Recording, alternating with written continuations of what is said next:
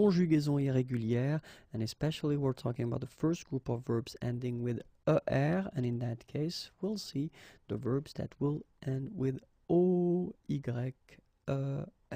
Okay, just wanted to take a useful verb, and well, envoyer, to send, is actually quite useful.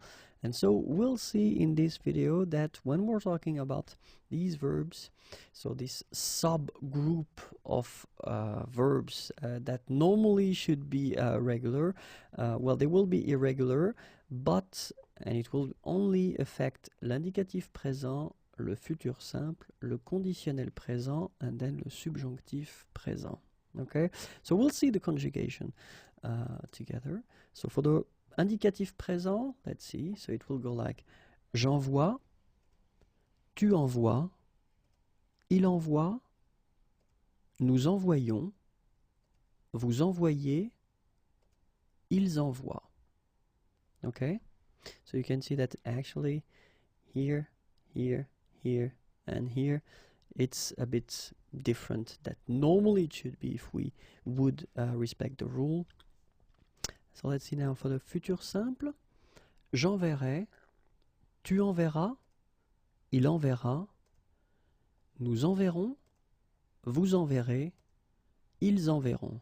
Okay, so now you can see that there is a big difference between what we saw, I mean, for the main group of verbs from the first group and this one, because actually, you know, enverrai form is quite far in a way from the envoyer. Okay, so let's see now conditionnel présent. Well, clearly it will be the same construction or the same idea of construction, so same modification. J'enverrai, tu enverrais, il enverrait, nous enverrions, vous enverriez, ils enverraient.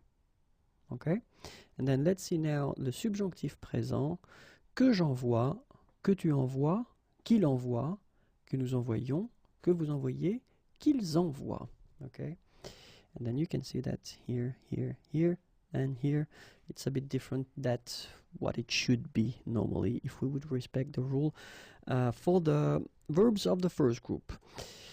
So remember, when we're talking about the verbs ending with oyer, then the following tenses will be affected and modified. So indicatif présent, futur simple, conditionnel présent, and then subjonctif présent. Okay, check the video one more time if you really need to remember it, because it can be tricky in some way, because especially for the futur simple and conditionnel présent, I mean phonetically indicatif présent and then subjonctif présent, they don't really change that much, but then if you've got to talk or if you've got to speak with someone, futur simple and conditionnel, I mean modification is quite big.